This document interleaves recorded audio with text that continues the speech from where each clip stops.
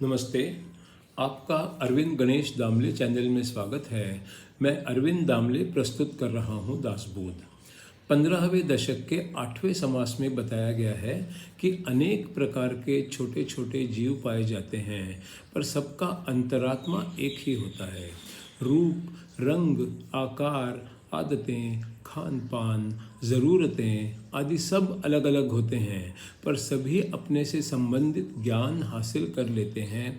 कोई भी पृथ्वी पर जो कुछ है उसका सारा ज्ञान हासिल करने की क्षमता तो नहीं रखता। वो सब माया का ही खेल है, और कोई भी एक जीव सब जानने के हिसाब से बहुत छोटा ही होता है। तो करना मात्र इतना है कि अहंकार को छोड़कर ईश्वर की लीला का चिंतन करना है, क्योंकि कब जिंदगी खत्म हो जाए ये कोई जान नहीं सकता। आप इस चैनल को पसंद करें तो सब्सक्राइब करें, लाइक करें, शेयर करें और बेल आइकॉन को दबाएं। दशक 15, समास 8, सूक्ष्म जीव निरूपण। धूली कण से भी बहुत छोटे कीड़े पाए जाते हैं, उसके अनुसार ही उनका जीवन थोड़ा या छोटा होता है। आकार भी छोटा होता है, आयु भी छोटी होती है, विचार और बुद्धि भी उनकी वैसे ही छोटी होती है। जाने कितने जीव ऐसे हैं जो देखें तक ना जाते हैं। अंतःकरण, चिंता, चित्त, अहंकार, मन, बुद्धि उनमें भी होती है। उनके समान ही उनका ज्ञान, उनके इंद्रिय भी होते हैं। इतने छोटे शरीर भी कोई ठीक समझ ना पाते हैं। चींटी का आकार उन्हें हाथी के जितना लगता है। मानव का मूत्र भी चींटी को बाढ़ के जैसा लगता है। चींटी जितने शरीर वाले असंख्य जीव होते हैं, हर एक जीव में रहने वाला अंतरात्मा एक ही होता है। कीड़ों की दुनिया बहुत बड़ी हर जगह पे पाई जाती है।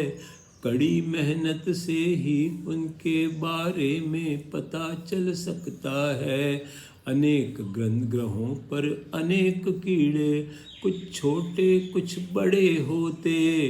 कोई जल्दी मर जाते, कोई शतकों जीते रहते हैं। कुछ पंछी छोटे होते, कुछ बड़े बड़े भी होते हैं।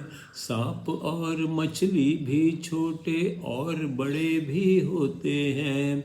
छोटी चींटी से लेकर बड़े प्राणी अनेक मिल जाते हैं। गौर करो फिर उनके अंदर क्या पता न चलता है।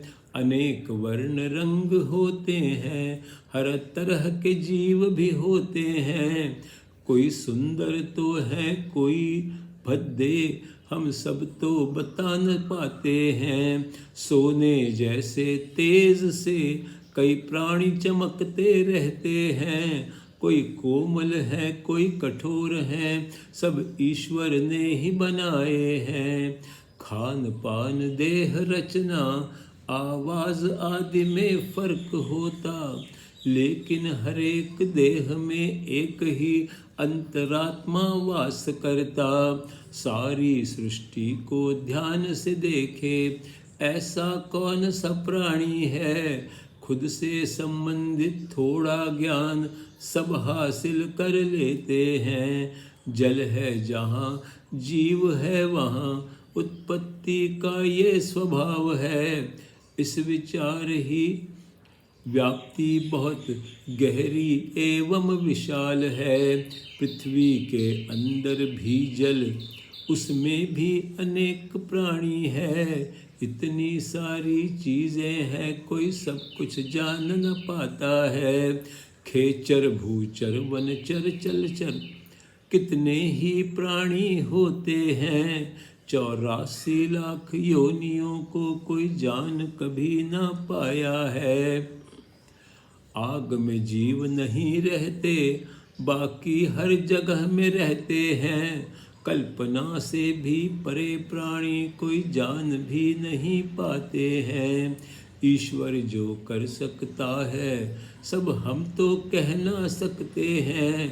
इतना ही कह सकते हम, सब माया से ही होता है। जो सुना नहीं देखा भी नहीं, ऐसा भी माया करती है। माया क्या कर सकती है ये भी हमें समझना है। थोड़ा सा कुछ सीख लिया तो पेट पालना आता है। मैं ज्ञानी बन गया हूँ अब, ये गर्व उसे हो जाता है। अंतरात्मा सब में होता, वही तो सर्वज्ञानी है। अंतरात्मा कैसा है समझे, इतने सक्षम तो हम ना है।